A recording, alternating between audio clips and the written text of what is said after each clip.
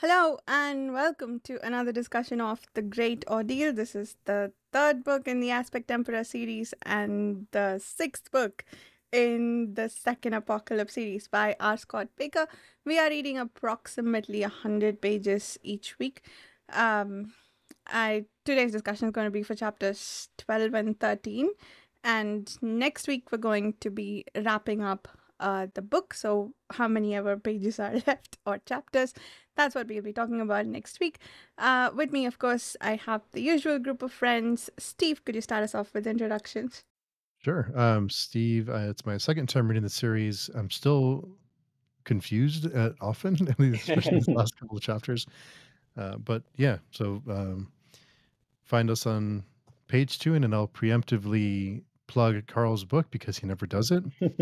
Go read Truth of Crowns. It is a great book if you like tragic, sad, depressing. You like to see the characters that you grow to love do evil, awful things, and also get killed and tortured. Then Truth of Crowns is for you. Good things happen too. Some good Yeah. things, a lot of bad things, a lot of bad things, definitely. I think there are some likable characters in there, but definitely a lot of unfortunate things done by and done to and these characters. But anyway, yeah, I'm Unfortunate is an Carl. understatement, but yes. Yes, yeah, the ending in particular is rough. Yeah. Yeah, I'm Carl, first time reader, and I just have to say that I am continuously impressed, Varsha, that you managed to keep saying it. At this point, with your how you open, we're on book six or whatever, you could just be making stuff up, Like I think we're at the point, we're deep enough in at this point that we're on book 3.1415, chapter 42 of it's we're deep in. The slog Nice. of slogs I think we all deserve a little bit of insanity at this point. The dollar has hit. Yes, exactly. And Dan. Yeah, and I'm Dan, multiple time reader of the series, and excited to talk about these chapters because we're getting to the good shit. I guess not the good. It's all good. I guess it's the gooder shit. I don't know, more That's cool to crazy hear. stuff. Okay. Mm-hmm. I mean, I definitely really felt like there were some really exciting things in these chapters, but that is awesome to hear. I mean, do we want to? I'm just going to start off by just saying I straight up did not expect the tall. That I Yeah, forget if they have even used that term before this chapter, or if there was any sort of strong foreshadowing for that. But I did not, because I was just like, oh yeah, these are fucked up elves, and then oh no, now they're giant. What?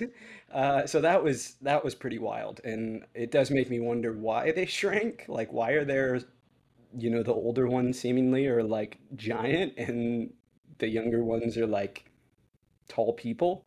I think Um, maybe it's like when they grow older, they sort of become taller, and since they can't die, I think it says something to do with that. they just Like, keep growing. I think it got something to do with that. Yeah, but I can't That's remember cool. precisely. But very cool as hell. Is there, wait, so there is like an explanation given? I don't remember. Okay. But this is what I thought I read that. Well, I thought they were sort of like, yeah, they just aged continuously, sort of. And some, like the heroes, like were very long lived and became tall, but I don't remember precisely. Because I mean, even like the boatman was mentioned though as being like very old, even when he became immortal, right? But Yeah. he's not Vitol, I guess. Maybe he's not as epic as the other ones. Yeah, that's a good point, right? Because I think he's supposed to be the oldest Yeah. yet living, and he very cool. I love our crazy Charon character. Very Greek myth there. I Yeah, dug it. and I don't know, Victor and this whole scene with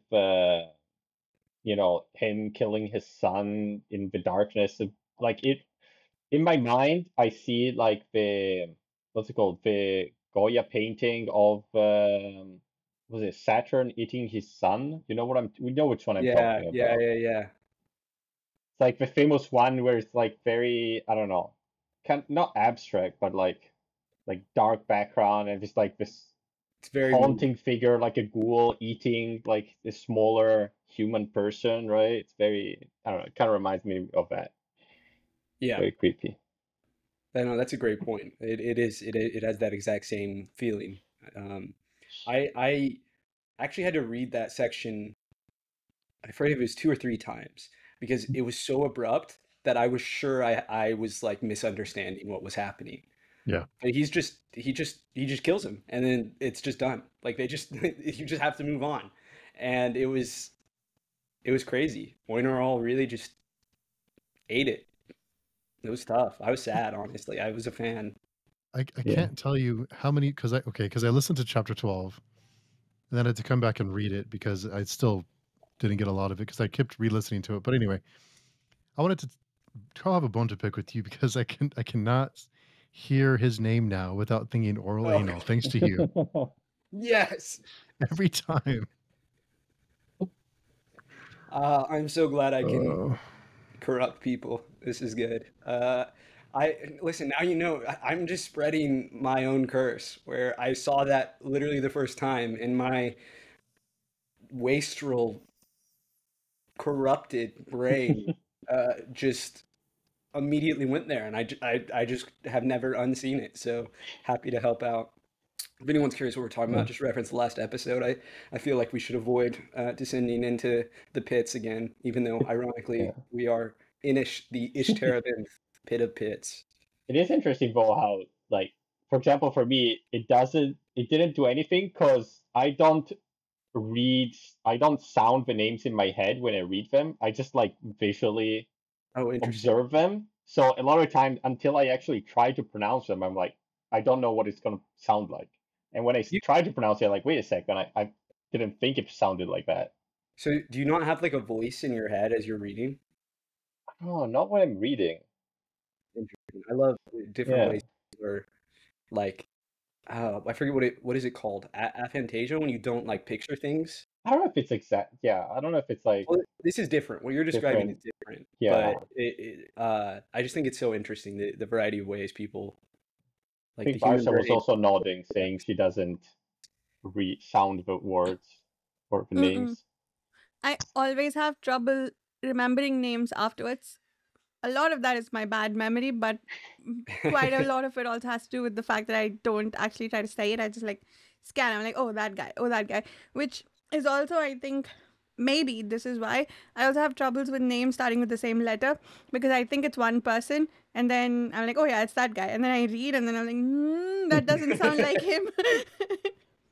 And then I have to go back and it's actually a different person. That's got to be really tough in this series where there's so many names that read so similarly. I mean, we have Sorwheel and Surwa in short proximity. That's alone is tough, and Yeah. then we have to consider Sirwe. We Hmm. have the different Kalmomises. Yeah. Those You shouldn't read the Lord of the Rings, man, because you're gonna get very confused. I have read Lord of the Rings. I'm trying to remember. Everybody has the same name. Yeah, I don't know how I got through it. Maybe I it wasn't. I mean, I feel like the worst thing in Lord of the Rings is Sauron and Saruman, which is Oh yeah. criminal on Tolkien's part. I don't know how he felt like that was okay. That I'm is not sure they both derive from the same root in Elvish, meaning something. I'm sure. 100%. But like, come on, man. Like, give them just like Yeah. different, like, find a way. He created a whole language. He can differentiate their names Yeah. more than that. And even the Rohirrim, right? Like Theoden, Theodred, Theo, whatever. There's a lot of very similar names there. Oh God, yeah. Yes. speaking of Lord of the Rings, I was so lost with chapter 12. I actually went back and listened to Mm. the episode I did with Katarina, Daniel and Katarina, and Daniel mentioned something that I completely forgot, Mm. but he said something that I forgot. I didn't think of, which is that Surwa and her singing reminded him of Tom Bombadil. Mm. Bombadil. Interesting. So I might be mean, another callback. it reminds me kind of like of it, like the way the non-men treat singing reminds me a lot of Lord of the Rings, the way Definitely. it's in and the way it's like interspersed, like the ballads from the boatmen, it is very similar. I don't even think it's just the non-men. I feel Yeah. that Baker includes a similar reverence for song as Mm. Tolkien does. You know, we have multiple instances where, whether it's the Great Ordeal or Mm. the Enrithi Crusaders, like sing while they're fighting, and they like get really hyped by singing a song, you know, which is not like even unrealistic. There absolutely are like battle songs, you know, that different cultures have sung to for that reason, you know, to keep morale up, to like inspire the troops. And many, you know, cultures have their own like on battlefield like bards that would like, you know, play drums and like, you know, belt out songs to like get everyone going. Um, I have my Lord of the Rings like completely scrambled in my head. I barely remember anything from what I read 10 years ago. But the the fact that the Ishtarabinth people have sold themselves over to Golgotharoth, is that like the bit in, is it Gondor, where the Mad King is basically like on the side of the dark at that point? Not really. I mean, he's still trying to do the right thing for Gondor. He's not evil. He's just Hmm. despairing, I guess, right? He's insane and despairing, but he's not evil. Hmm. But are the non-men evil though, the ones who have gone over? Yeah, yeah. I mean, isn't Pretty it like evil. more? It's the No, they just like non-men. bacon. No, the non-men though, like, aren't they just like trying to do anything to feel something, and that's why they're doing bad shit? Like, it's not. I mean, I think that's part of it, but I my reading of it was that it's more, it is despair that they're like, we Hmm. can't win and we don't want to go to hell, so let's join the side that's trying to stop, you know, us from going to hell. yeah, but kind of, I don't know, wearing a necklace of skulls and drenching yourself in fat rendered from melted humans might be a bit, like a bit evil. Just like the Inca, it's like, okay, I understand all the damnation stuff, but I don't know about if you need to do all the rape stuff too. Like, it's a bit, Yeah, makes you a they bit really evil. crossed the line. Oh, I'm okay with genocide, but I draw the line at the rape stuff. Well, I mean, if they're only trying to save themselves and they're not trying to be evil, I'm like, okay, well, you need to kill a bunch of people, fair enough. But like the suffering on top of it, it seems kind of gratuitous. You know what I mean? I really So, wonder how I think you guys talked about this on one of the chats where I was not here. How did they calculate the 144,000? Like, mm, it's so specific. Obviously, we know, like, on a meta level where that number comes from, as you guys discussed, right? Where Baker's pulling, you know, it has like religious significance. But, you know, like yeah. in universe, this is not important. You know, this isn't something like, I'm not like critiquing the series about this, but I'm just curious, you know, like a part of me wonders about these Mm. things. Like, where, how did the you know, Inkaroi figure out that that was the number they needed to separate themselves from the outside? I Like, read a theory, but we should discuss it when we're done. okay, fair enough. Yeah. But I think there might be a justification for that. Oh, Just kind of, I don't know. Some stuff is gonna be like, just like I don't know if it was the last time or 2 times ago.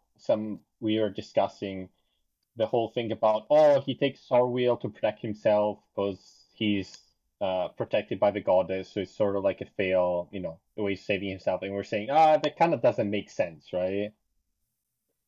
And then this chapter it explained exactly why he did it, and then now, okay, now everything makes sense, right? So some stuff is gonna be a bit like that, I feel. I'm also now thinking, wondering, are the gods like the gods all throughout the universe or the galaxy? Like, you know, however the cosmos works in this universe. Mm. Like, there are clearly other life forms out there. So, unless I've misunderstood how the Inkaroi work, Yeah. so did they like, are the gods the same gods everywhere? Or is this strictly whatever this planet is called, this version of Earth, Hmm. are they the gods of this planet in some way tied to this planet? That was Well, something that just occurred to me as we were talking. I don't know if that we will matters. get some information on that Interesting. somewhat, so no worries. So on that subject, the paragraph in which we are told how the Inkoroi came to the world, it started with first the nail of heaven came, it rose in the sky, and then 3 years later the Inkoroi came, and then what? And then somebody said this isn't new. They didn't just come. Like it's the follow up of something that happened a long time ago, and they are Wait, falling at the speed of the apple. I guess referencing Hmm. gravity. I'm Hmm. sorry, is this new information that we got?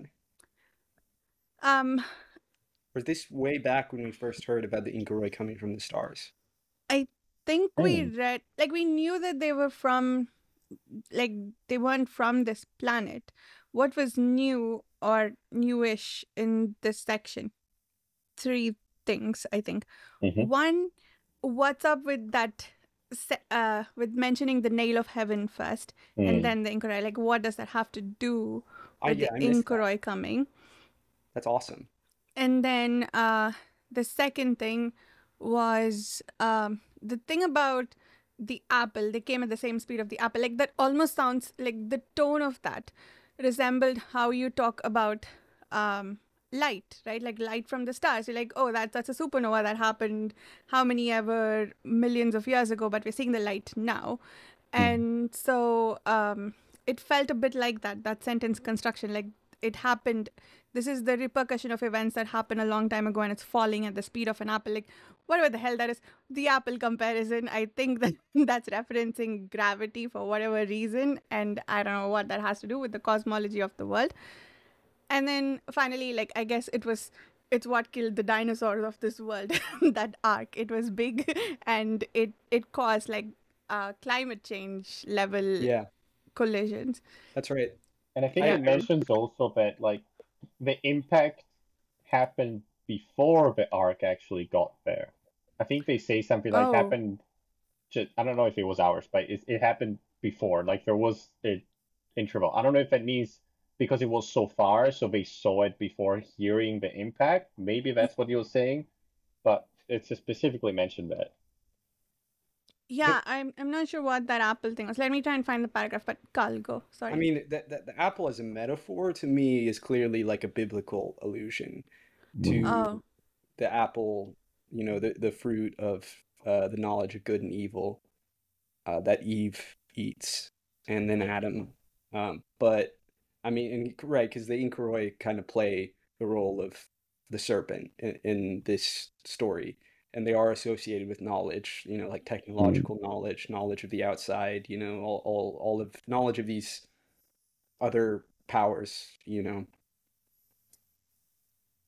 All that said, I am very intrigued. I somehow missed I guess I just like read over it, the nail of heaven bit, because the fact that it appeared to me implies that it is not just like a normal star. Like that implies it's like a satellite or something in space. Something that has risen up or A been created. wormhole with the other planets or something. I don't know. Right. Well, yeah, I remember someone theorized the wormhole thing. so So there maybe, was a discussion yeah. with Philip Chase, Joanna, and that group in which Jimmy Nuts mentioned that the nail of heaven is a wormhole, and then we couldn't find anything in the appendix to corroborate that. But I wonder if Yeah. this is what he was giving away at the time. Is it? I mean, it's interesting because when I think of wormholes, I don't necessarily think of them as shining like a star, but maybe this is. It it I don't could, know. yeah, I don't know. I don't know what the physical structure of that would look like. It would it be too far to say they might have the same aspects of like a black hole, maybe? I don't know. Is that Does it? a Yeah. thing? Does it cut through the outside? Is that like how it works? in this universe? I'm very curious. Yeah. So what it Yeah. actually says, I found the passage. It says, can I go to the previous page, please, Mr. Book? Okay. Nin Chun Jin astrologers had spied Imberil, the star that the man called the Nail of Heaven, long before it waxed, but they had no forewarning of a calamity to come 3 years following. And then it says, those who witness and survive the event claim that the cataclysmic impact of the ark somehow preceded the ark, and that the golden vessel dropped no quicker than an apple into a flash, and the upheaval of an earlier, far more tumultuous strike. So maybe it's some sort of like laser beam that hit it, and then it materialized inside there or something, some sort of, I don't know. What page is this? I can't tell you. I don't know. Okay, so you just like look this up on the internet or Yeah, something? no, I on my Caliber, I just search for the terms. Okay, That's what I do to find, otherwise it take too long. interesting. But Was yeah, I maybe. Sorry, go ahead, Steve. No, I'm sorry. Was I imagining this, or did somebody theorize in the book that the dragons came through the nail?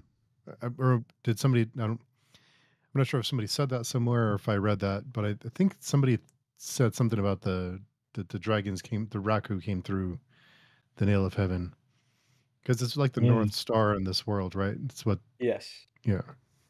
interesting. Interesting.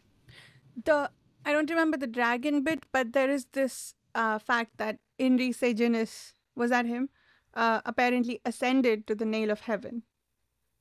Yeah, that's right. That's in the appendix. Maybe he took a spaceship and he went to a different world. Yeah.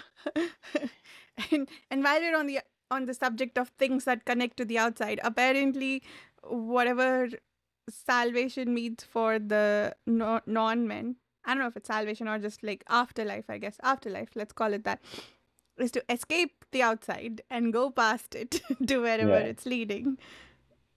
That was such a cool part, like the discussion of like, I guess the sort of religion of the non-man. Could you call that a religion? Philosophy?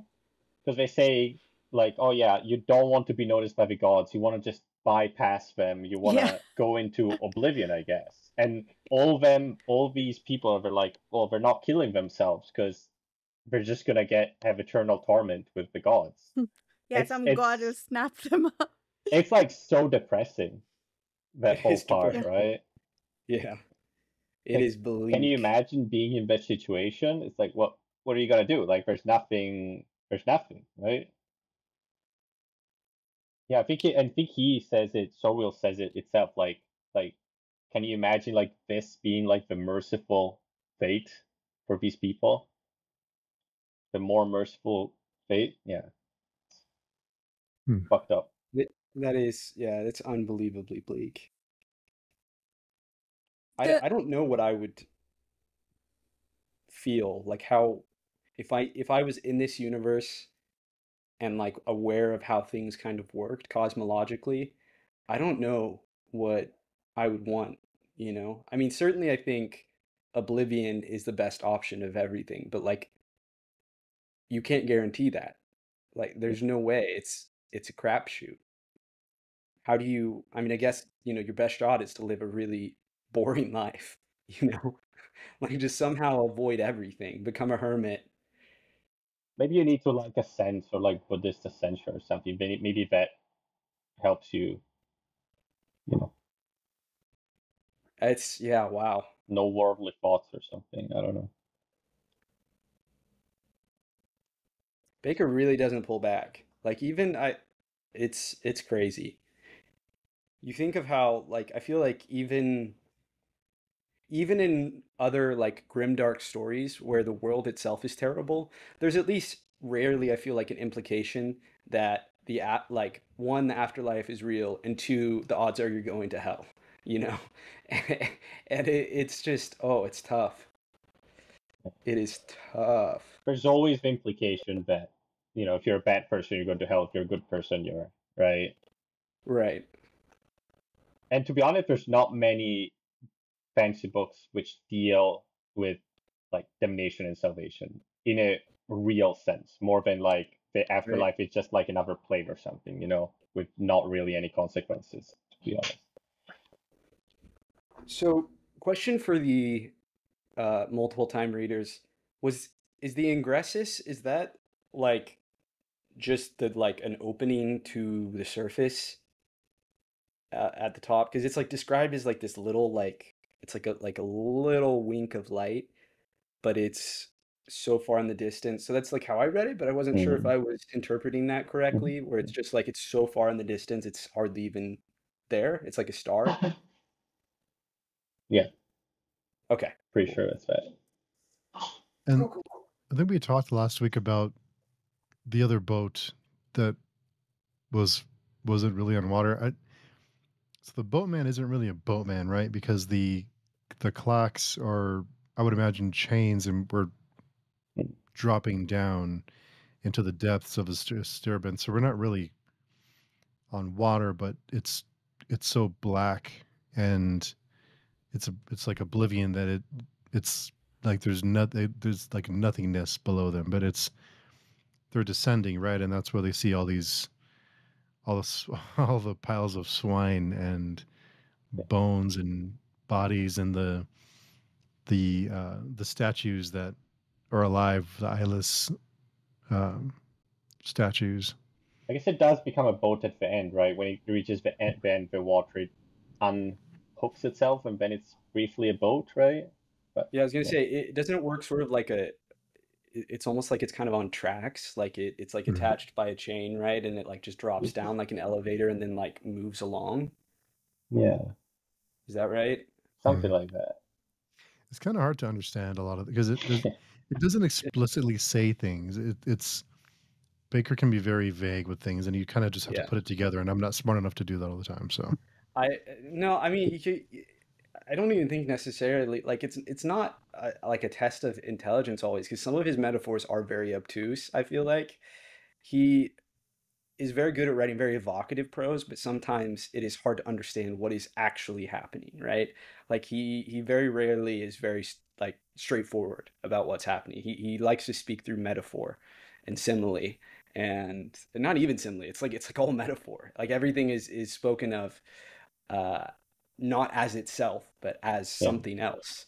And it is very colorful. It's very poetic, but it makes it hard to track sometimes, particularly when we're dealing with like magic or technologies that are unusual in any way. And he kind of tend to describe like the thing that like the action that does the thing, and then the result of the thing, not the actual action happening. Just like when when he kills his son, he's saying, oh, like the fist fumbling, and then you see, and then he doesn't say he killed him, but after he says, oh, that he did something that could not be, like the result of action. He doesn't describe the actual action. He describes what comes Right. before and what comes after. Right. It's interesting. It definitely makes it so you have to pay attention, right? And even then, you will miss things.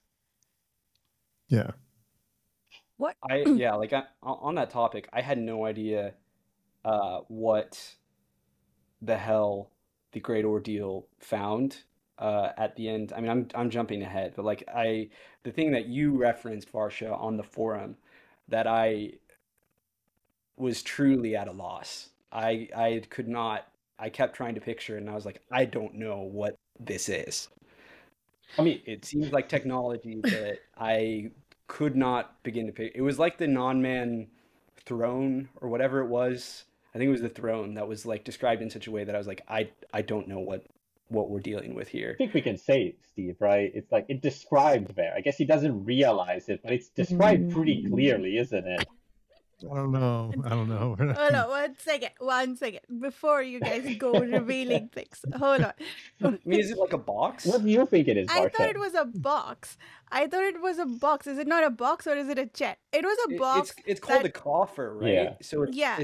it's like that makes me think It's it's a like a treasure box. chest, right? Yes, Like right? Yeah. a box of some sort. Is it a coffin? Isn't I that mean, Why what wouldn't you came just in? call it a coffin if it's a Isn't- Oh coffin? shit, is it the sarcophagus of the That's thing? what I'm wondering now that Dan Oh, is God. making a big deal out of it. Well, What is this thing? And but it says, apparently the writing says not everyone can be saved or Well, something that's what Tella mean says. like that.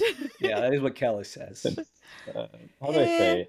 I mean, should I read what it does, and maybe you guys? Yes. Read what it does. I- Is that, Yeah, is yeah. that I can just something that we've read the seen? text, the last paragraph. Okay, Oh, do You it. saw the what it chapter? does? Yeah, 'Cause the to me last it was paragraph just of like, a chapter. Yeah, it's in this this chapter. is the closest I could get to understanding what was being described was this is a box with glowing letters around it, Well, and it was something Yeah. of the Techne. so it And that was says, as yeah, much as I it is got. a techne, yeah, for sure. It says, a flash of light, so bright, so blinding, that it seems nothing more than a peripheral flicker. Air sucked to dizzying altitudes, ear shut to all sounds, radiating concussion, blowing winds in their thousand from crest and summit.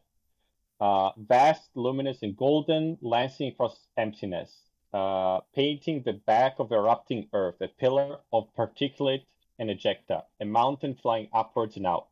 Plumes like octopus arms, blackened to brilliance, surging into heaven's vacant arch. The cooling tendrils bowed outwards, fanning, descending, while an inferno scaled the obscured heights within. If you know what it is, it's I mean that again, that is very evocative, but that is impossible to picture. Well, That there is no way to imagine. I'm sorry. Like okay. one out of a million people will read that the first time and understand what the hell is being described. And that one out of a million is Bakker and all his buddies who he told. I actually didn't catch this the first time I read it, or the second time, but thankfully, and Katerina caught it the first time. But I think the keywords are the blinding light, the wind, the just imagine these octopus arms, Filler. the mountain going up and out. So it's like boom. I'm still lost. Octopus arms? What am I? I'm Yeah, like why I'm trying did to think. Just What imagine like technology smoke, has octopus arms? like smoke, or like Like cloud. clouds coming Up out and out of the then- mountain.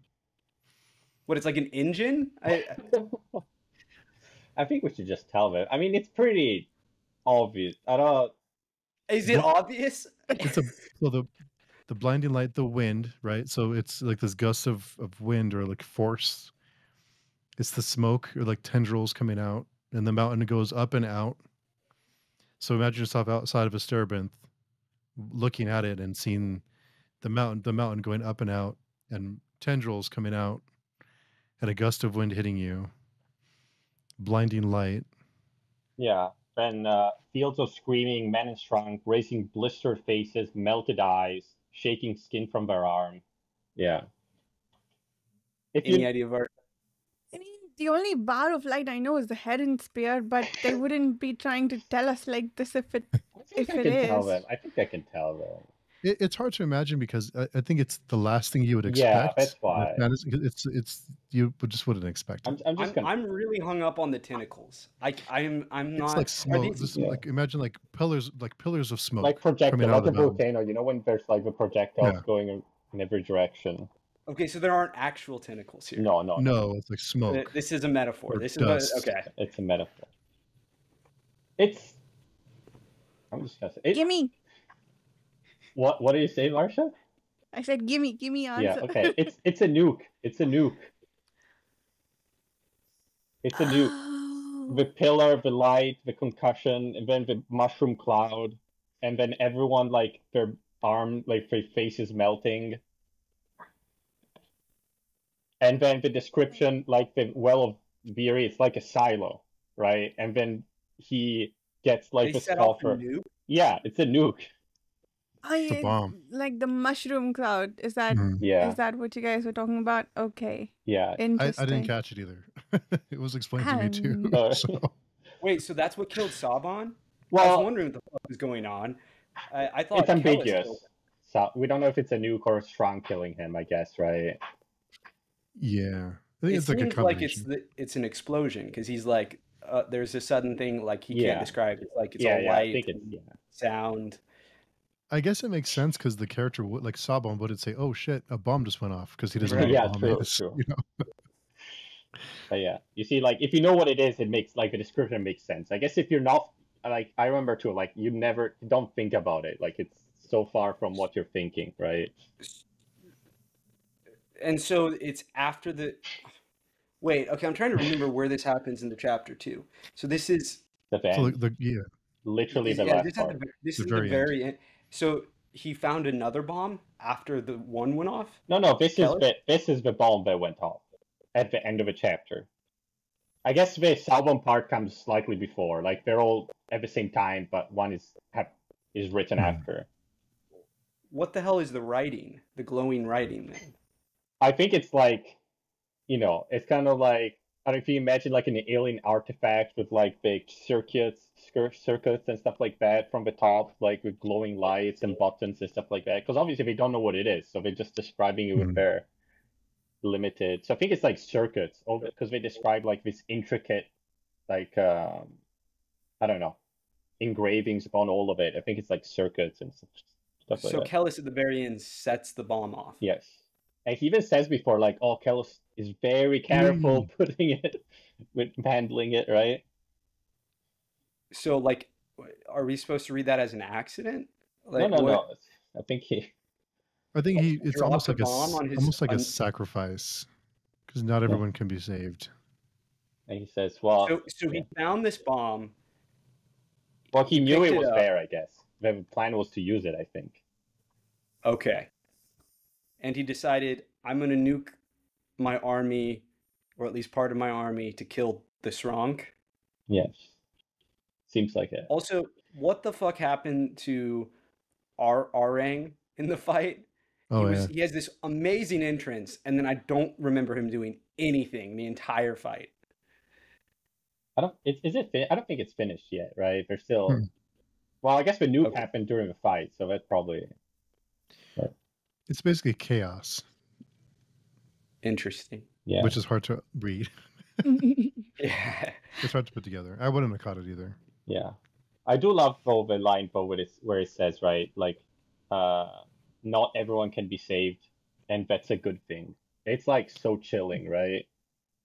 That is it. Hmm. Yeah, that's tough. Yeah. Not a thing you want to hear from anyone, let alone your prophet Messiah.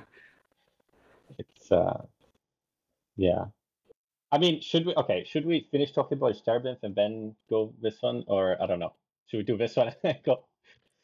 I I don't know. Do you want to finish talking about this topic we've started, or is there Yeah, more? sure. Okay. Yeah, I don't know. Oh, mainly because I wanted to ask about Sabon and his identity crisis. Do we want to talk about that now, or go back to Yeah, Ishtarabin that's what I and say. come Like, back there's a here? lot of discussion talking about Yeah. Sabon, right, and his Yeah. vision and what happened, Yeah. and like, I don't know. Okay, let's come back here. I guess we can do Ishtarabin. I had a question. What the heck was that clacking noise? What was it? And did it drive everyone else mad like it did Yes. me, like a dripping tap does? Yes. I kept waiting for the payoff there or for me to understand what the fuck was going on, and I did not understand what the clack was. So I think the clack is okay. So they're on this, like the way I picture it is they're on this platform descending. The boatmen, they're not really on water yet until the end. So they're like on a platform with these giant, well, I just imagine giant chains, or at least big chains, and they're descending down. And the clacking is the chain just kind of dropping them down, like it's Oh, turning, and the clack clack clack as they're descending okay. lower and lower. Interesting. That is nice. I thought the effect was great because, like I said, it drove me crazy. So it put me in the state of mind that maybe Sorvi is going through. But yeah. I was very glad to see that he got an appropriately epic ending to his storyline in this book after what I felt like were two previous endings that were anticlimaxes. Like this was epic. I mean, just unreal.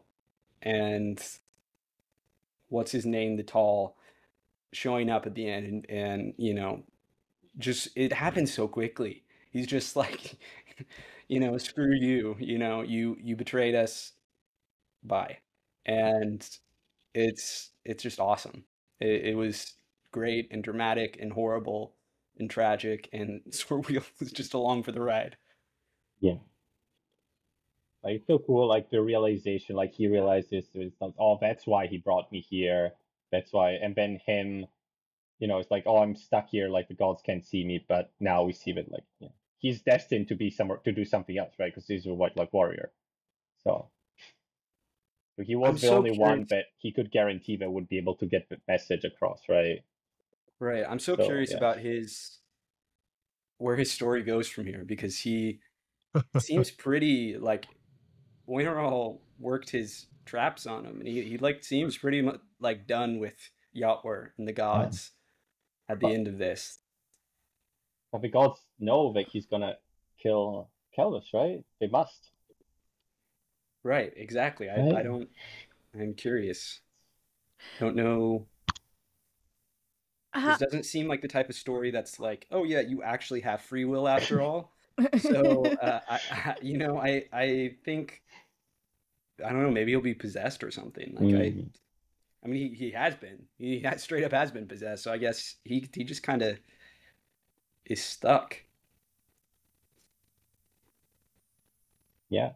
There was another interesting part, which I'm not sure. Did we know about it already? Like, because Underall explains to him about how the Inkaroi went to the men in Eanna and pretty much gave them the tusk and told them to kill the non-men. Did we know about it before or no? No, I No. don't think so. But you guys caught it, right? No, I didn't.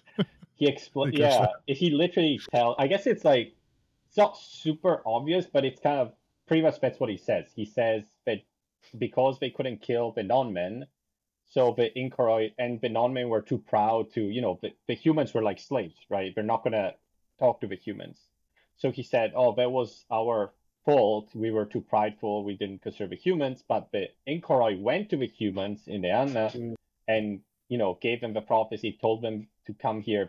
I think they said they gave them the Kori, right? So they could fight the non-men.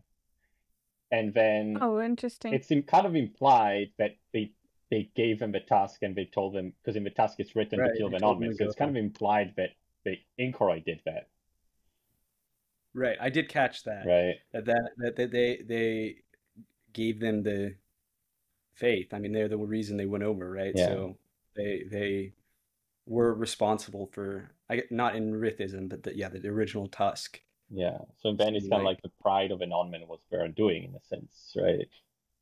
Which now makes me wonder, is it not a dragon horn, but just like a weird piece of technology? Who knows? Is that the original Tusk that they have in Suma? Or is that a replica? It's Do we because the know? ship's computer.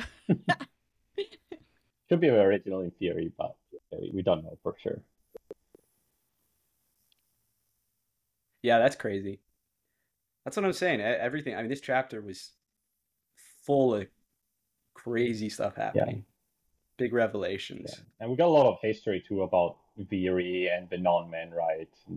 Yeah. There was a lot of lore. A lot of swine. So that's a lot of pigs. So where do these pigs come from? I was wondering about that too. I was like, where we have not seen the pigs until now. Where are all these pigs? I guess Vemwama. Maybe the pigs are Vemwama. No, I don't think so. That would make more sense, to be honest. I mean, because they got to feed all those Mwama too. What do the Mwama eat? I'm sure they have fields and they have, I assume. I don't know. They're in a mountain. Well, no, Vemwama are outside, right? Because at the beginning when they go to the mountain, like Vemwama are outside going inside the mountain, right? Bringing all the stuff for the non-men. Are they at like the base of the mountain? For some reason, I thought they were like up in the mountain too. Like maybe like kind of outside, but like not where they're like I don't know where the farms are. You know what I'm saying? Like where I don't remember if those were described or not, but I don't remember it, you know? Picture them outside the mountains, but I don't know. I mean, they gotta be, right? Like Yeah. there's gotta be something there. Yeah. Well, we haven't seen them eat vegetables, I guess. It could only be pigs, They really, maybe. yeah, they've really been breeding the crap out of those pigs, though. It's, I mean, I guess they know how to do it, right? Like they do the same thing to the Mwama, so why not? Yeah.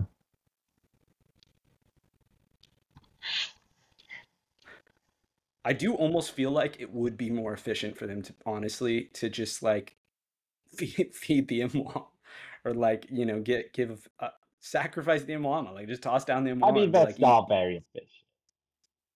It's I don't know. They're pretty docile, Yeah, but it you takes, know. how long does it take for a Mawama to grow to a size in which it's, and how much energy, right? Like corn and vegetables, stuff like that is so much more efficient than meat, right? Listen, well, yes, but that's not what they're feeding all of these I erratics guess. in the pit. I don't know why they do They're that. tossing them Just pigs. give them oatmeal or something. I don't like it. Yeah, yeah, right. They don't care. Like, Yeah, give them something crappy that'll make them feel it better. seems so That's much what more they're looking work, for. right? Because the Yeah. pig, like eating a raw pig, like how much work is that compared to just, I don't know, grains or something? I don't know. Ah, I mean, it's more fucked up, I guess, in like a wall of pig skulls than a wall of like grain Oh, seeds or something. I don't definitely. But Baker, we need to know, how does this work? know. Explain. I need to know the pig economy of Ishtarabend. What do they do in times of famine? What happens if a disease Yeah. spreads? Do the radics just starve? What Oh, happens? apparently the erratics don't fall sick. Like the guy who can't die because there's no disease, but he ages. I mean, why do they need Who to eat was then, right? If they can't good die. Right. question. Good Just let question. them. They're already suffering. Like just let them hang out. You Yeah. know. I thought all the mad people in the base of the mountain were not eating, but apparently, oh god, I don't visualize, but all all the gross stuff apparently my brain wants to picture properly, and there was so much in these two chapters. True. Maybe just the tall eat because they're cool, or if they need to be strong or something. I don't know. Or they're like important. Maybe everyone else doesn't eat really. Yeah, I think. I mean, to me, it makes sense why they do it. It's like logically stupid, but like you understand the emotional reality of like their sense of honor and culture is like they need to preserve these great people, even though they are dangers to themselves and everyone else. Yeah, insane. It's like taking care of your, like a nursing home almost, like the most fucked up nursing home in the world. I guess that's what it is. That's what a Sterbint is. Most fucked up nursing home in the world. It also has, to me, just like really exploring the erratics and the lore has made me wonder more about the no god. I was increasingly feeling like it was just some force from out, I don't know, outside the outside or the outside, like I don't know. But part of me does wonder if it is in some way, not saying it's a non-man, but that we know it's summoned with the Techne, seemingly. So is it something that has been, I mean, maybe even a god in some way that's been like corrupted by the Techne in the same way the non-men have, and that's why it's senile. Possibly. It's just one of the things I was pondering as we were reading this. Yeah. I don't think you're supposed to know No, at that's all. certainly not, right? That's definitely a mystery. I mean, yeah, I'm not convinced that we're even going to get answers about the no god in this series, but we'll see. Yeah. I guess talking about also other disgusting things, like the part where it was described when the someone was pushing down the non-men onto the barge, and they were just splattering onto the barge. That was also fucked Oh, up. yeah, that was horrible. The description was so god. Oh god. The violet everywhere. Yeah. Literally death coming swirling down. Literally. He really loves that phrase. He does. I know it's intentional. It's his like poetic. You're saying thing. that like we're going to see a lot more of it No, then. no, never again. It's like I think it's a meme at this point, and he's sort of leaning into it too. Like I can't imagine he's not aware of it. Yeah, it felt like aware because in the third book of the previous series, he did it a lot and it felt intentional. This almost felt like a, hey, here's a callback to something I used to do. What are the odds he like looks up people's reactions to his series? Very Like high. I know Steven Erickson does that, like he engages very openly with the Malazan fan base. And so I wonder, and actually George R. R. Martin recently made a blog post that very made it clear that he definitely reads stuff, if only through his minions, as he describes them. But I imagine he looks himself up as well. I think that's pretty human and normal, right? And as an artist, you want to see the reaction to your material.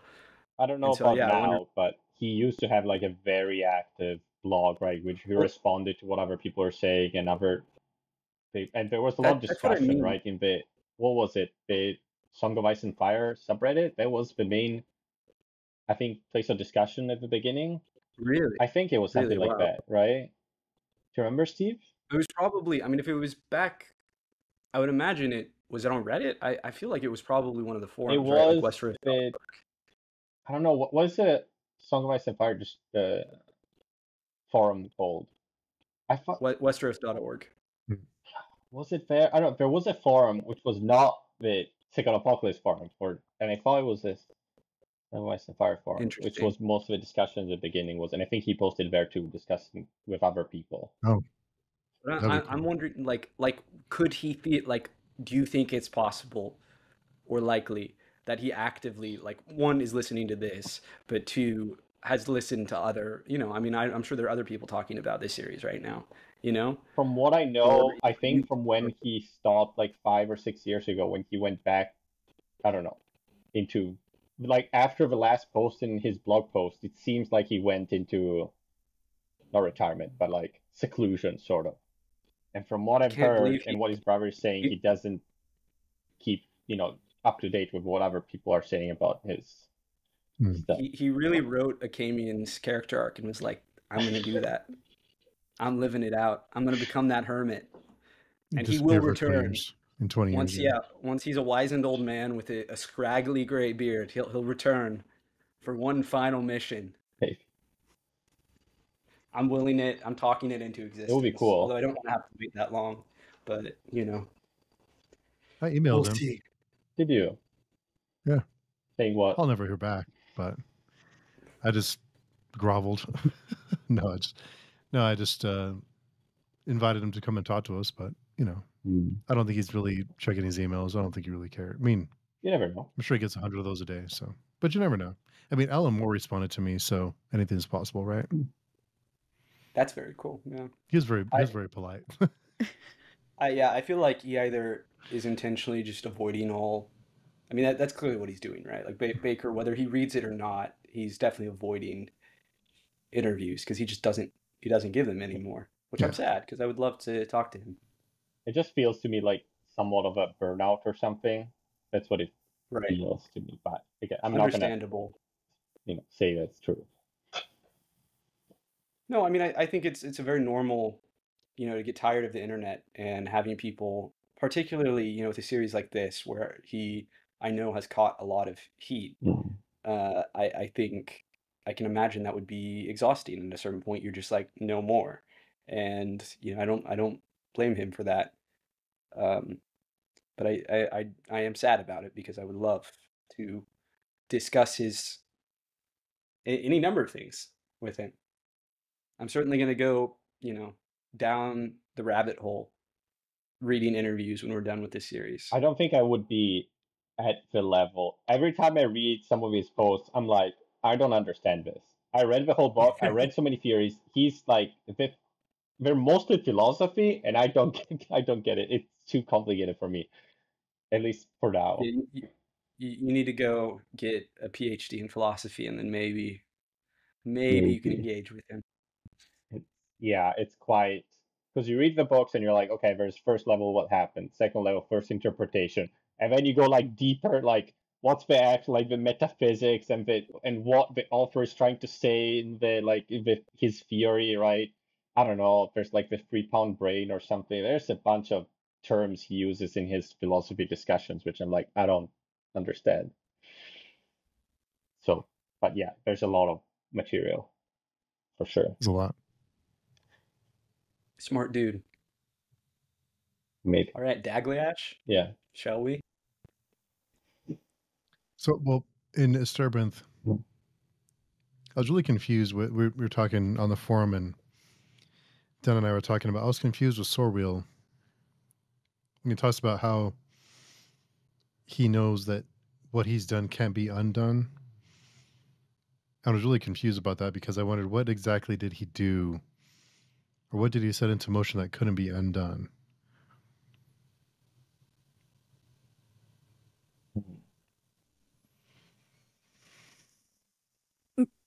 Releasing the tall? When was this? It was toward like well, he also sees his mother too. But So I wonder what significance that had. I'm looking at it again. It's like knowing it cannot be undone. That's like Vitol saying, like, because Vitol looks at Sorwheel, and Sorwheel's like, oh, he sees the horror in his face and the anguish, and his face showing that Vitol knows that what he's done cannot be undone, like him killing his son. Right. So it's like describing the anguish on Vitol's face, I guess. Yeah, he can't. It's a third person, he, not the Sorwheel POV, he. Okay. Yeah, but that whole sequence is very confusing. Also, are we supposed to understand that the helmet, the invisible helmet, that is maybe also visible, the possession, the non-man possession, that he's had that this entire time since he had the yacht word shit put on his face? No. Or did that just become a thing since when he came into Ashtara? Right. They put it on when he got to Starbin. Right? Okay. Who put it on? The non-men. Yacht word? No, the non-men. The non-men. Yeah, so he could understand non-men culture and talk to them, because otherwise they speak a different language. Right? I completely missed when they did that. I got when it was pointed out to him, but who did that? Was that Oineral? No, just the non-men. I don't think we actually saw them do it. He just woke up in Ashtara, and then he had the thing on his head. Yeah. Oh, okay. Weird. Yeah. I think they need something to know his culture without having to explain 1,000 things, I guess. No, absolutely. I mean, it's a cool way to do it. In fantasy, you can do crap like that. That's why I love fantasy.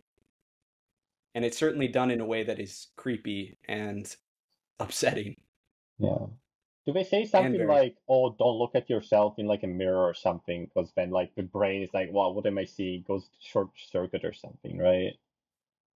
Yes. Yeah, absolutely. Because he does. He looks at himself in Oineral's shiny shield and does not see his own face. And it freaks him out. So weird. Does the server then, how does server recognize him though? Does she see through the helm, or is it just that the non-men, only the non-men can see the... Why can't I make sentences? How was Serva able to recognize Sorwheel is the question. Like, why didn't she see the non-man armor that he was wearing? Recognize the non-men? Which non-men? She recognized Sorwheel for who he is. Because Vitol takes the helmet off of him. I think it says something like he breaks his soul or something like that. It's described as if also almost like he kills him, but that's because he takes like the soul of inside the helmet away from him. So part of him is like almost taken away. Just reading that, the Lord of the Watch, who had ceded all sanity to the Duelor so long ago, hoisted the son of Harwill's slack and then wrenched him in two. So I thought he killed him, but yeah. Oh, so that's what was happening. Yeah, I there. thought he like literally tore him into. Yeah, Okay. it's an interesting way of putting it. But yeah, it makes Yeah. sense because I guess his soul was sort of fused, like, right? It was discussed before how it's like not clear exactly what's going on, like, because it's not like he has another. I don't know. It's very weird the way it Yeah. interacts, Yeah. right? And does Oinerol tell him that you're never going to be the same again? This is it for you. You are Kinda, from now on and forever two people in one. sort of. Apparently not. But I mean, it does say Apparently- Sorwell does reflect sort of like, oh, that's where like the young Sorwell dies, because now he will never have the same perspective anymore. Now that he saw himself from the non-man perspective. Right. Yeah, yeah. Which That Sorwheel thinks too. Yeah. He's like, this is it. This is the death of, the child. Yeah. Which certainly read as not just like the boy in him, but like the human in him. And on some level, he's had a foundational shift in his perspective. I feel like we've known Serwa is powerful, but there's a couple of references about her being the payload, the dreaded payload or something like that, and then at the end, she's saying made demonstration of her father's dread portion. Yeah. She's pretty powerful. So Absolutely. did he put her in this position purposefully because he knew what would happen? Seems like a big gamble. Kelly, I feel like the answer is Mhm. yes, but it definitely is a big gamble. I guess Sarwa thinks that Carlos sent them there so that they would be able, because she thinks that Carlos knows that they're traitors, so she thinks that he sent them there so she could kill them pretty much, like get close to them. Mhm. But I guess because then she says, right, something like, oh, they didn't they knew what was going on. They put like a not a bandage, like a thing on her mouth so she couldn't speak, right? And she said, oh fuck, so fucked, it's never gonna happen, right? I guess that's what's happening, but we don't know if it's really what Kels thinks, right? This is just what Serwa thinks, right? Yeah, it's what Serva thinks Kellis wants from her. Yeah. The scene where they tell her, "Oh, I'm going to make you stop singing." I thought they were going to cut her tongue off or something vicious like that, but they didn't. They just covered her mouth. Really, that's all they did. Too nice. And you're going to tell me they are evil? No, I'm kidding. Well, I mean, they did bench up her brother. That's true. Yeah. Yeah, I liked her moment of her mother's inheritance where she felt bad for Moingus. I mean, she did have like a human like part in this chapter, right? He's like literally crying, and she's like, "Oh, what did I do to my brother?" Like that's a real human emotion, right? Mm-hmm. Yeah, yeah. She definitely was very humanized, and I feel like her last couple chapters, she's definitely more sympathetic than she used to be. Yeah. I really thought she was she is quite cold, very Dunyan, but more human than Kellis, certainly. Yeah. There was one more thing about Sorville that I wanted to bring up. So Sorville's chapters have been very introspective and a lot of like philosophical-ish musings, but the Ishtarabin chapters didn't have a lot of that, and in this one in particular, whenever Sorville did the thinking, it was referenced as the youth thought this and the youth thought that. So are we to think that the Ishroy is the guy whose soul is now possessing Sorville? He's doing the primary thinking, and Sorville is sort of background. So whenever some of Sorville's own thoughts creep forward, it's the youth thought this and the youth thought that, but the main POV is actually that of the non-man. I thought they Like, were I'm trying to kind of melted together, like kind of a bit indistinguishable. But I don't know. It's a good point. They word, but also like there was the differentiator with the youth. The youth. So like that's Sorville's own thoughts, and then maybe the rest of it is sort of Sorville feeling what the non-man is feeling and expressing that or whatever. But yeah.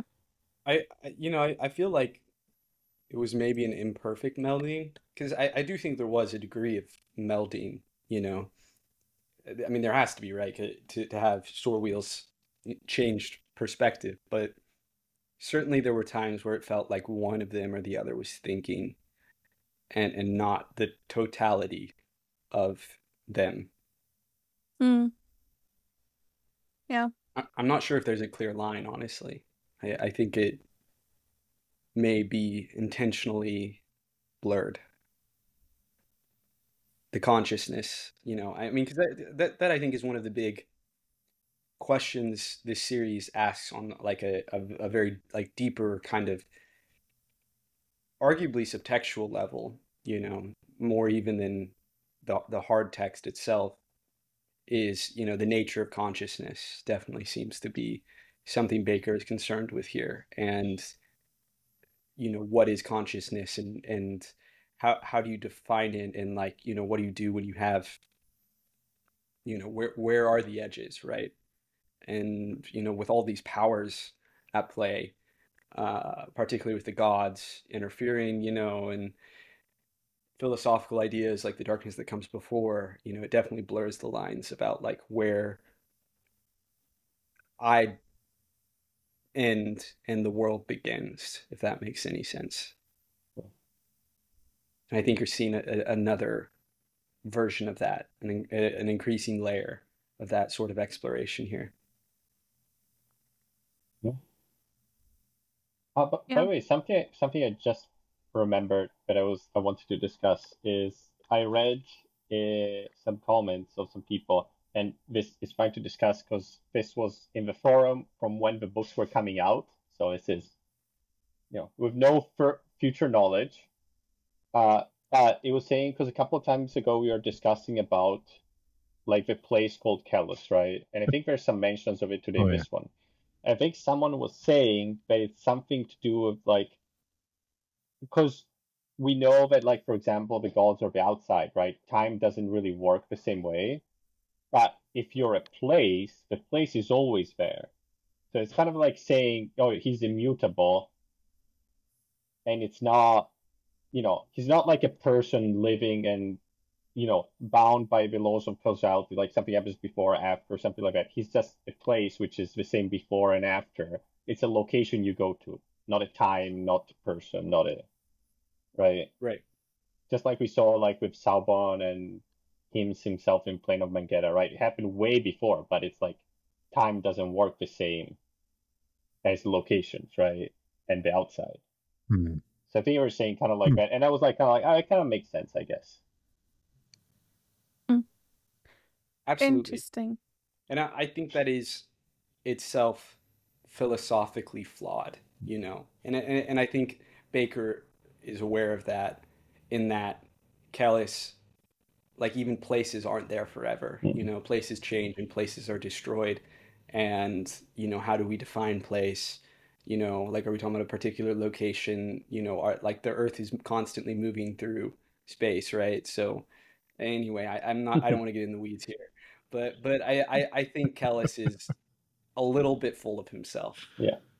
A little bit. That said, certainly it is in some ways an apt metaphor for how he is kind of beyond humans in some sense. I think at his core he's not, but he certainly is much better at influencing things. Yeah, and Cayuta says that, right?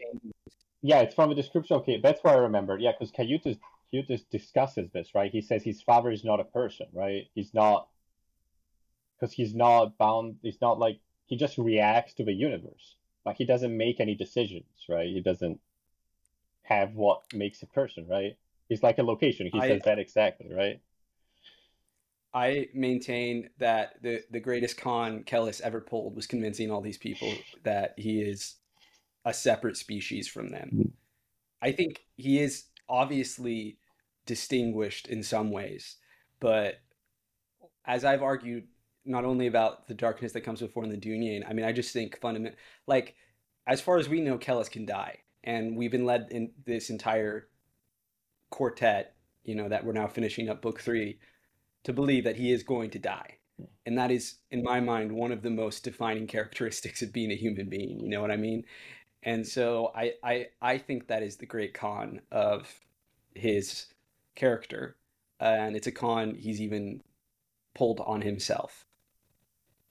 I think it's the great lie that he's convinced himself, and is the maybe one of the defining things that could define his madness, as Moingus calls it. Although I don't, it is in some sense shared by all the Dunyan, I think.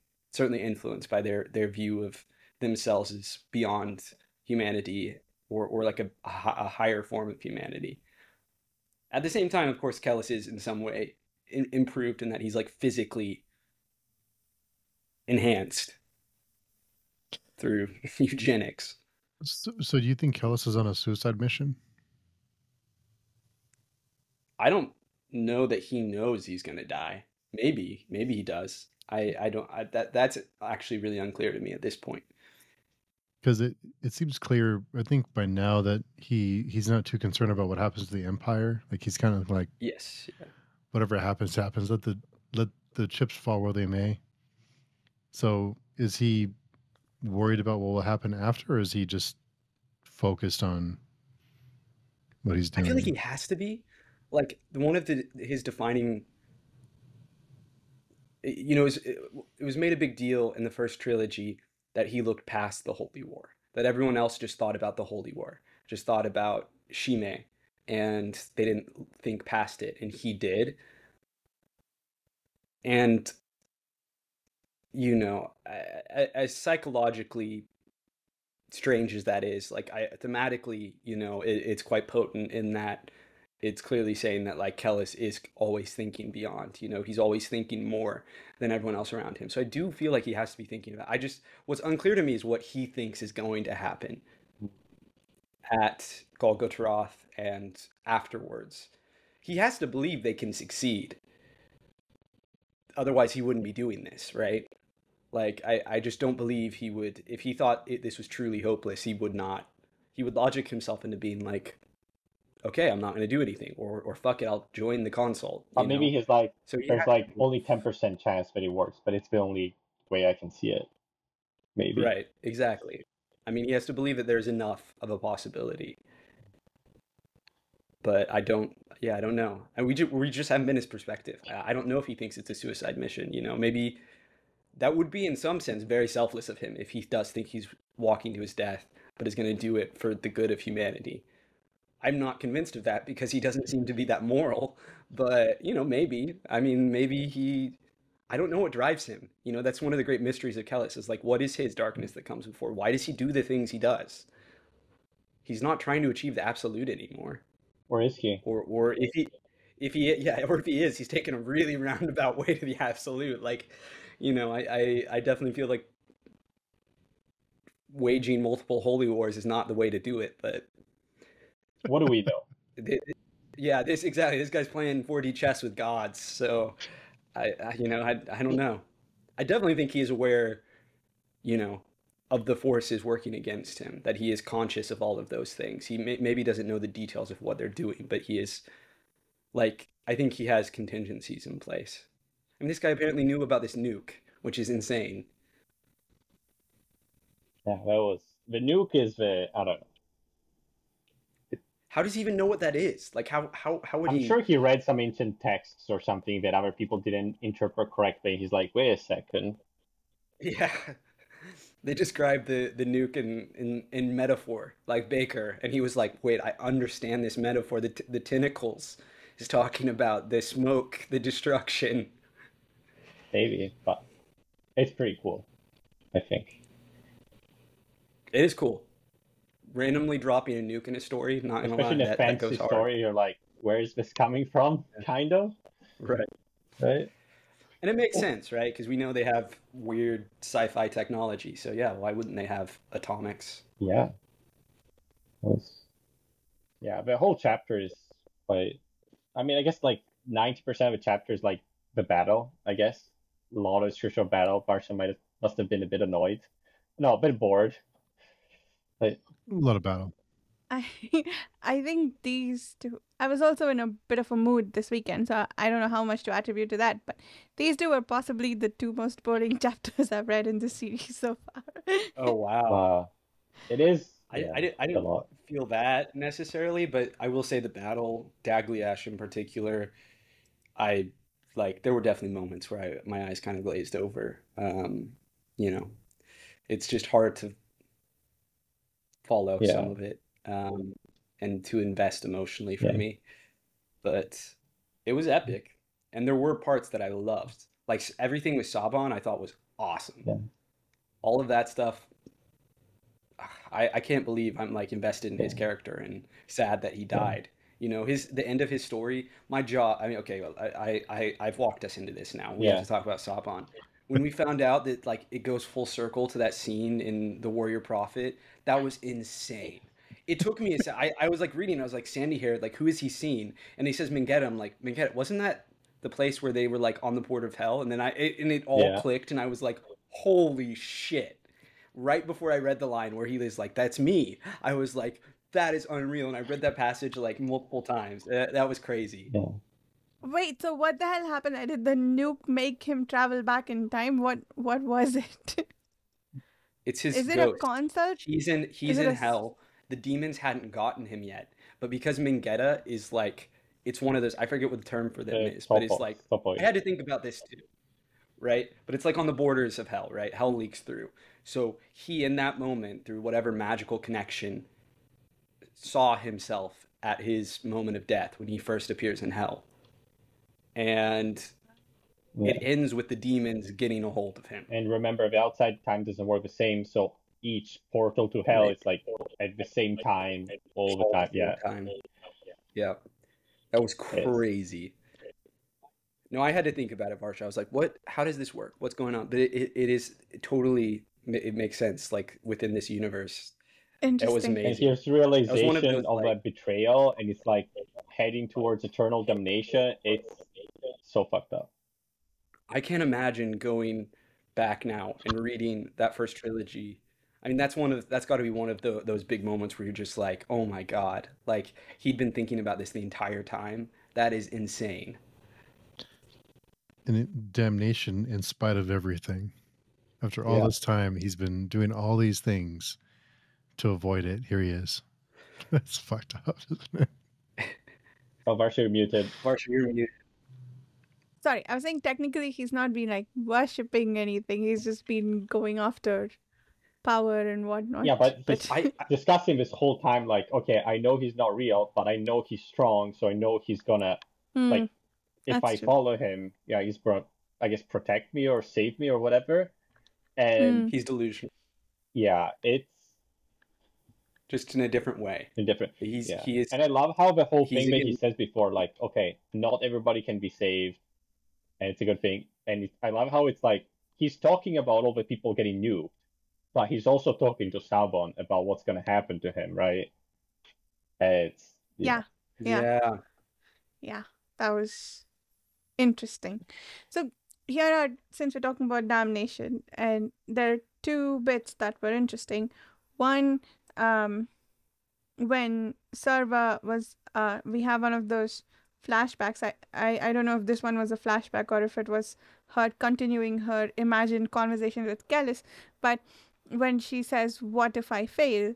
and he says, then I don't remember his words, but he says something to the effect that everybody's doomed, so like we may as well forget about it. And the other bit was Caiutus and Proyas when they are talking. He says Kellis becomes whoever and whatever he needs to be, as long as it gets him towards his goal of salvation, which I think that's the first we've heard that in the context of what it is Kellis is trying to do. So he is apparently trying to, so it seems from that exchange between Sarva and Kellis that there was some sincerity to his wanting to not have people be damned, or like I don't know if it's restricted to his followers or just to save the world from damnation. That seems to be a legitimate goal of his. But also, and apparently he wants salvation, which, again, what does that mean? Is it Going the to one of the heavens. salvation the way the non-men want? Do they want to, like, whoosh past the outside and go whatever is beyond the outside? I mean, apparently there are heavens. They apparently exist. But are those still in the outside? Because the way the non-man puts it is you get grabbed up in the outside to be the playthings of whatever gods. That could be heaven or hell. But you zoom past that and I guess you're lost in the void of space. I don't know. Maybe there's another afterlife with the god of gods or something, right? But the non-men don't worship the god of gods. But I mean, the god of gods talking is about- like nature, so it's right. Fair. But Yeah.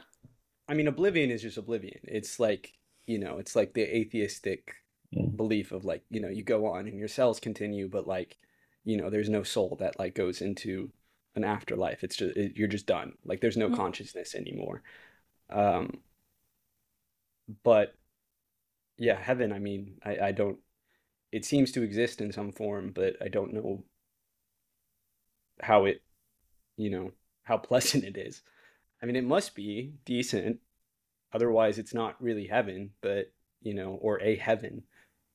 Because there does seem to be multiple options tied to each god, but just like there are multiple hells. But yeah, talking about delusional, Kellis is delusional as well. Like, I can't believe he thinks he's actually helping save people. I don't know. He just clearly doesn't seem to understand how the outside works, Like he has been fooled, or he has fooled himself. we can't save everyone. Maybe this is right. Right. I mean, yes. He certainly has no bad feeling about that. But like, who does he? I mean, again, is he just trying to save himself? Does he genuinely believe that he in some way is going to like rewrite reality? Like, what does he think is going to happen here? I think there is something to be said for the nobility of trying to stop the consult once and for all, but what does he on a metaphysical level think is going to happen? Like, what does he actually believe? Because it seems like he believes something, but I do think we'll find out to some degree in the next book. I feel like that's one of those answers that Bakker has to give us, but maybe I'll be disappointed. I don't know. I still haven't gotten the Heron Spear. I don't think you'll be disappointed. Okay. Varsha got my hopes up. I hadn't even thought the nuke. She was like, the nuke is the Heron Spear. I was like, what? I mean, I didn't. Okay, look, my eyes glazed over through a lot of the chapter, and I remembered the box. I remembered what was written on it. I didn't remember the thing inside being unleashed. I actually didn't register that. If I had, maybe I wouldn't have gotten your hopes up. I'm sorry. It's okay. It's okay. I didn't register it either. I as I said earlier, I had no idea what was going on. Again, there. we just know the before and the after. It doesn't tell us what happens in the middle, right? I guess, well, we know the Heron Spear is like a laser, right? Yeah, we know that. Yes. Because I was like, maybe they nuked the no god. Yeah, now this is making me wonder what the Heron Spear is, what technical artifact, what abomination from our world the Heron Spear is. I mean, yeah, that's something interesting that I stupidly hadn't really thought about, which is like, why is it that the Heron Spear can kill the no god? Like, what is it, as you were saying, Varsha? Like, literally, what is it? We know it's some sort of laser weapon, but like, what? What does that mean? Why is that effective on the no god? You would normally think, okay, if like a laser sword or a laser blast or whatever it is can kill the no god, then so could like a sword through the chest or something. You know what I mean? Yeah. But like, what? It must work differently, right? Like, it must have some special I properties. mean, he is in a whirlwind floating in the sky, so I don't know how you get the sword there, but maybe. I mean, fair enough. But yeah, so are we supposed... my understanding was that they, like, stabbed him with the Heron Spear, but did they just, like, snipe him with it? Like... Pointed at him in the general Yeah, direction. just go... Ah! They got him from the top. They Yeah. flew up there to the wall. I guess we don't have a I don't know. description, yeah, exactly of what. Yeah, fair enough. I mean, we literally, yeah, we don't know. Like, how did that work? All the memories stop at that point. Like, we don't. They're always like afterwards or right before. As you were saying about the writing, Yeah. Dan, we never see the moment. How was the no god killed? Was the no god even killed, or were they just? I mean, something happened clearly. It's a good point, yeah, They because closed the the no god is box. still there, so I guess it's not Right. killed, right? Did they just shut the box from which he came? Like, did they close Pandora's box and now they gotta open it again? But what does the head and spear have to do with that?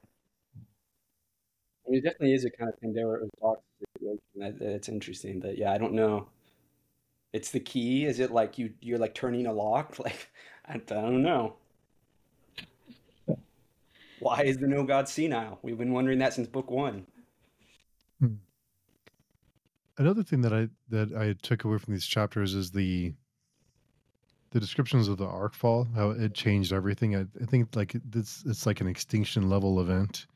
Yeah. And it mentions it before, but I think it goes into more detail now with how much it changed everything. Everything changed after that. It's such a dramatic event that like made mountains, and it destroyed. It just changed the whole world. Do you think they intentionally did that, or did they crash land?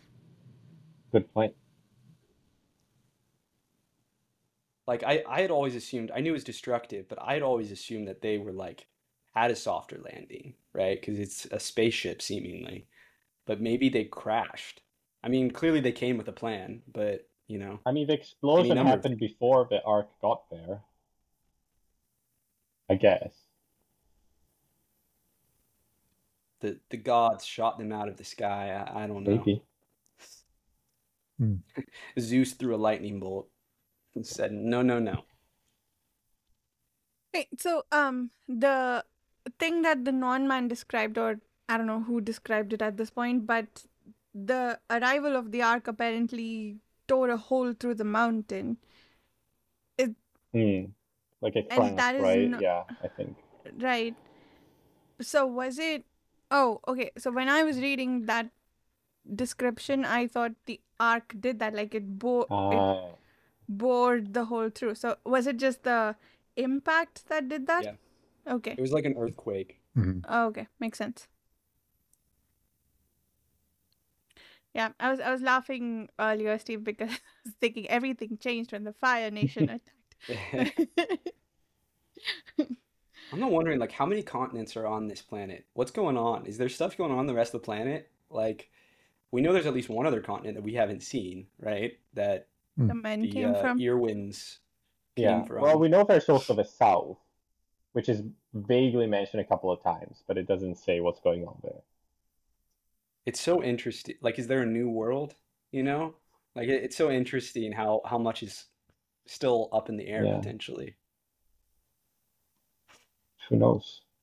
Like, does everyone have to deal with the shrunk? But I guess they can't all be dealing with the apocalypse because I'm sure people never in I don't know Anne or something. They don't know what's going on here, right?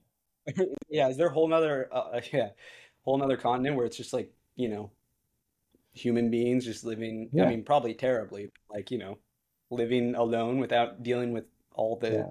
I mean, we know bullshit, that you know, are not all the in tribes there. crossed across, right? So some stayed behind, Right. and I guess a lot of it, civilization, the advancement came because the non-men taught the humans how to.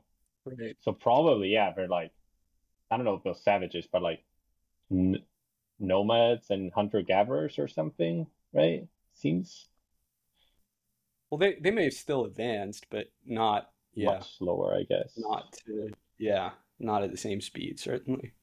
Yeah. Interesting thoughts. Who knows?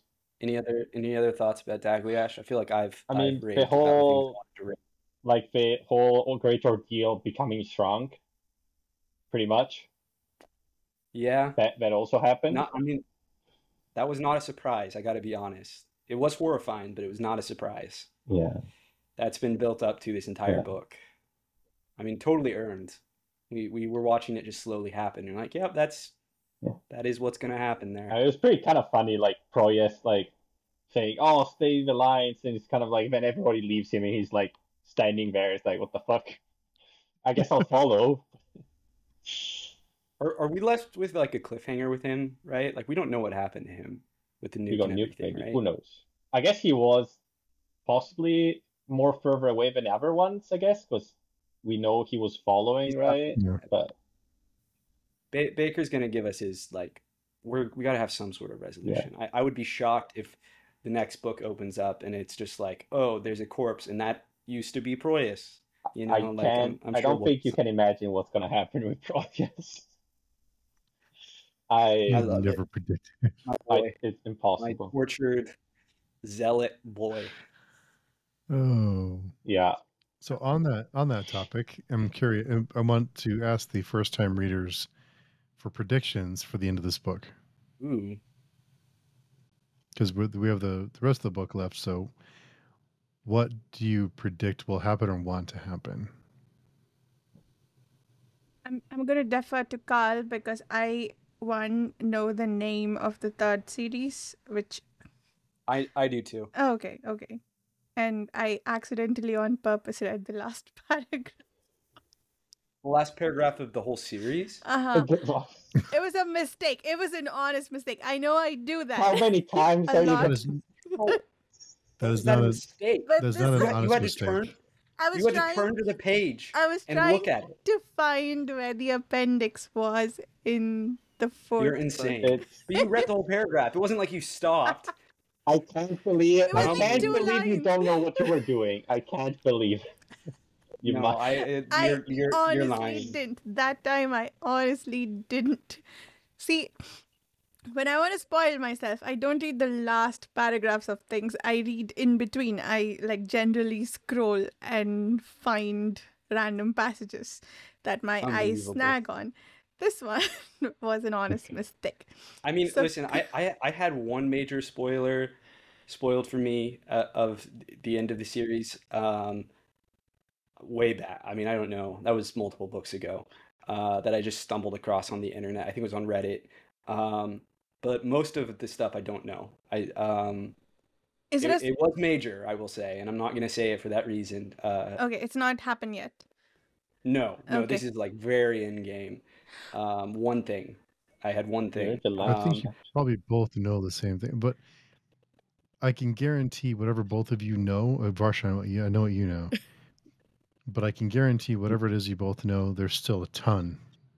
Right, So- exactly. Yeah, I'm pretty sure even if you read the That's- last chapter, it doesn't tell. I just checked it now. It does not really tell. I could everything. never guess the survivor, right? Like that I in my wildest imaginations, I was Yeah. not going to theorize that Kellis had another Yeah. kid and we were going to meet him and he Yeah. would look like the Hound, you know? But Like, even the end, I- like without the context, it doesn't. It's not the same. I'm pretty sure you don't know the context, so yeah. Yeah, I don't mind, like you guys know this already, but I don't mind spoilers because sometimes knowing things ahead of time enhances my reading of it. So it's all good. But Carl, I feel the same way. yeah. Give predictions on what are your predictions on what's going to happen after the nuke? What do you think is going to happen to the Great Ordeal and their whole thing? What are they going to do? Well, they will be much smaller in number. I mean, they're gonna make it to all go to Roth. Like they got to go there. Like they have to reach it. You know, just narratively that makes sense. They got to go for the rest of the story to happen. But beyond that, I don't know. I mean, I feel confident they're gonna have a confrontation with the Inkaroi, and I guess the weird consult old multiple faced dude is still alive, seemingly, who we just got introduced to in this book. So I think it's possible that at the very least he and maybe multiple consult members are some sort of technological monstrosity and are alive, and we'll see them, and there will be big epic fights, and something will happen. Uh, I really don't know what's going to go with the Survivor and Akamian and Mimara. That is a huge question mark. I really don't know how they fit into everything. Like the rest of the storyline, I feel pretty confident Esmenet is going to die. I don't think she comes out of this series alive. I think we're watching her gradual fall, and she in some ways peaked at the end of last book. I do think the Empire is going to fall. Um, in my mind, if we're looking at historical parallels, this does kind of feel like the fall of Byzantium. And so I do think that we're going to see, I do think the Kyanine are going to come out on top here. I don't know if that's how she's going to, I kind of suspect she's going to survive the fall of Momin, but is going to, go on the run or something and is going to die, some way. A big question mark for me with her storyline and Kelmomus and all of that is that going to tie in to the big final battle that is definitely coming, or is that going to be a separate thing? I kind of feel like Akamian and Esmenet, I want them to meet one more time. I don't know if they will, but I just don't know how she would cross that much territory. Yeah, it's so fun I'm hearing you really, guys think about VC. I'm like, you guys are not ready for what's gonna happen. You don't know Proyas what's is gonna happen. Like you really don't know what's gonna happen. It's gonna be very fun, I think. Oh yeah. Right. Proyas, I think, is doomed. I think Sorwheel is doomed, but I think Sorwheel may die killing Kellis. I've kind of felt, I mean, that almost feels too obvious, but that may just be like, we're just like building up to that happening. Like that may be something that like, okay, we're told that's going to happen, and it just does. I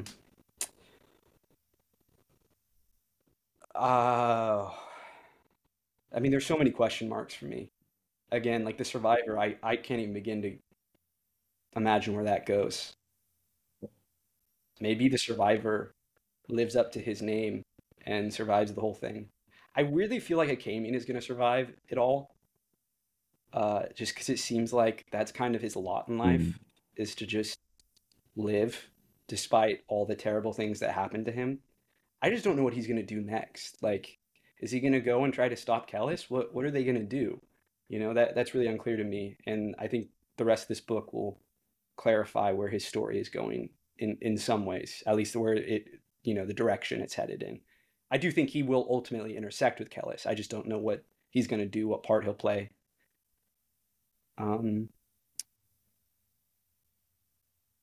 It's tough too, because like even looking at the first trilogy, like there's a lot I wouldn't have predicted. Like I would not have thought that Akamian and Esmenet would spend a majority of the last battle having sex. Like that's just not something I would have predicted. So it's like I'm expecting something like that weird. I just really hope Akamian and Mimara don't just like bone for the entire Who final knows? battle. That would suck. Her baby is not going to come out okay. Her baby's going to die. I don't know if she's going to miscarry or she's going to birth it and then something happens. But like that's how the judging eye works, right? Yeah. Or are we supposed to believe that she already had a miscarriage and that is what gave her the judging eye? I don't know. I think it's like forever, but I'm I not. Don't quote me. Yeah. I don't know. I mean, she's someone I could see surviving, actually. I think either her or Esmenet survive. And if I had to bet money, I would say Mimara survives and Esmenet dies. This series is so tragic and bleak that I don't think it's not even cathartic like some tragedies are, where it's like I don't think she is ever going to get a make up with her mom. I feel like they're not going to get their proper cathartic ending. Same with Akami and Esmenet. Like I just don't think anytime Bakker seems to give us a moment where that could happen, he then robs us of it. And so I feel like if anything like that happens, there will be something that like tears them apart before one of them dies, or like right before they're about to see each other. Okay, that'll be my theory. Right before Esmenet is about to re-encounter Mimara and Akamian, she's gonna get killed. That's my big A theory. good prediction. Hmm. What are your thoughts, Varsha? Without talking about the thing you spoiled for yourself. I actually, yeah. Mm, I don't know. I don't have predictions so much as just questions or threads that I'm primarily interested in, I suppose. I think I have two bits that I'd like to know. One, I was promised a lot more of the metaphysics and the cosmology in the second series. I feel like we're getting some of that in Ishterabin. I would like a lot more because it again, like this was probably me more than the chapters themselves, but I had to slog through the two chapters that we read for today's episode, and um the bits that stood out were all the discussions between um Sorville and the other guy, where they were talking about the history of the non-men and how the Inkoroi came to the planet and so on. I would like more of that. I want to know more about the Nail of Heaven and whatnot. And the thing I'm curious about that I have no idea remotely, I can maybe see, I guess, Akamian and Mimara are probably headed towards merging with the Great Ordeal one way or another. And I don't know what that merging will bring about, what the purpose is. I have no idea. I'm not even going to try to guess. But what I don't understand is where Esmonet's thread is going, because so far, all that's telling us is, hey, look, here's what's happening meanwhile to a character that you knew before. Like, that's all. There doesn't seem to be any connection to the Great Ordeal, or like you could so far cut Esmonet's thread, and I feel like the amount the story would have progressed would be the same. I think. It's got to intersect for that reason, right? Like there's got to be, because it is completely separate at this point. So like, I mean, the White Luck Warrior is there. That's the big connecting thread. And so what? Anyway, I'm sorry, I interrupted you. Oh, that makes sense. I'd forgotten. Thank you for that reminder. I had forgotten about the White Luck Warrior, and that makes sense. Um.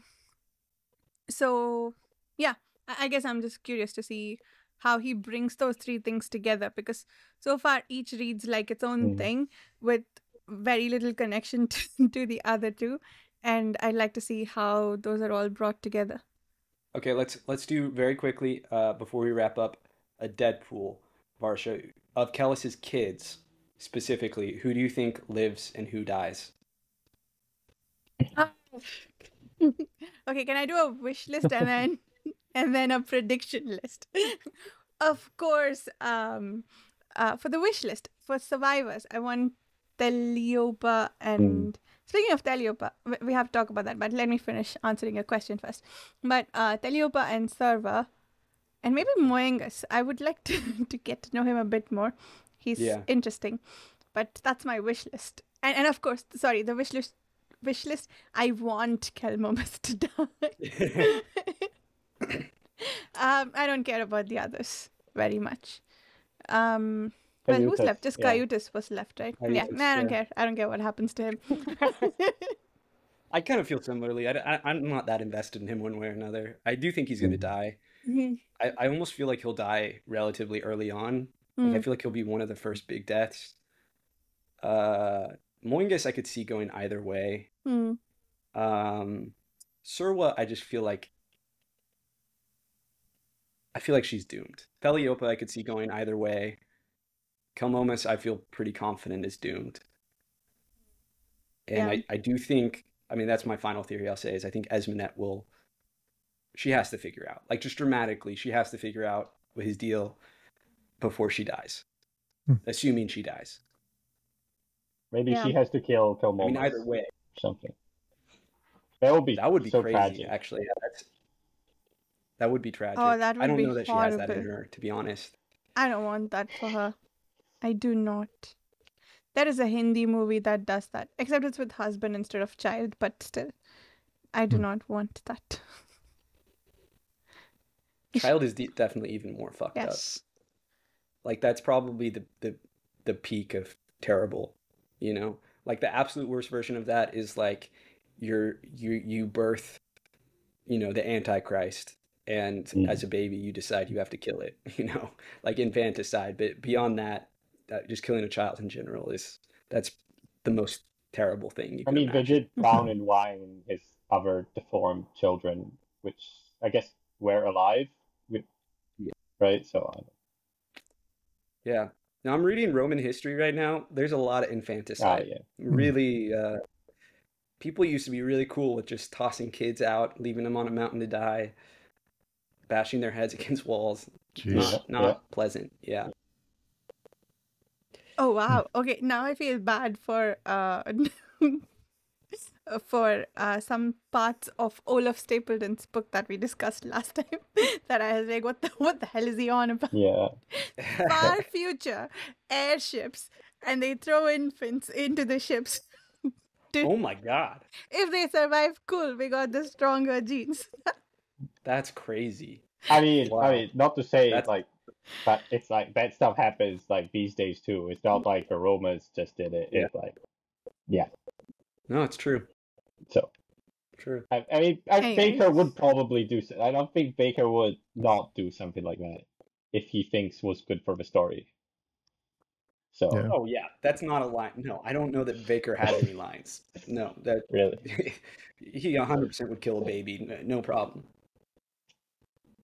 Yeah, I mean, it's not Kelmomus we're worried about in this situation. It's what it'll do to Esmondette. true. Right. Yeah. Well, at least not me. I don't care about Kelmomus. One way or the other, he's got to go. Little guy. Well, Okay. okay. Taliopa. Apparently, she was the one who figured out the thing about father when Cayutis was talking about. I like the little joke he makes that you had the same realization she did, except minus the pretty wardrobe. Oh, All right, we're running late, so do we want to do True. quick quotes and peace out? yeah. The only one I had was it page 361? Nothing blinds a man more to the future than what is past. Nice. I like that. Cool. That is a good quote. I like the one about Sorville being dead. Sorry, that came out sounding horrible, but the last of the boy named Sorville Yeah. was gone. Any others? Okay, then let's do outros. Carl? Yeah, my name is Carl D. Albert. I mean, I'll just tell you that's my socials. So find me, Carl D. Albert, on the internet. Leaving your last And- name, telling your last name on the internet, so everyone knows where to find you. So brave. Yeah, it is scary a bit. Unfortunately, that's the lot you place when you put a book But out fair there enough. or pursue a career. Yeah. I guess I'm Dan. I'm not going to tell you my last name, but you can find me at DNFire17 on Page 2 forum. And I'm Steve. You can catch me on pagetune.com or other fine podcasts such as speculative speculations. Be sure and listen to that and come by and say hello. Yes. And you can find me on the YouTube channel Reading by the Rainy Mountain, on the podcast Speculative Speculations, and Haunting the Patreon forums. Thank you so much for listening. We'll see you next week with the end of the Great Ordeal. Not quite, like the end of this book. We'll see you soon. Bye.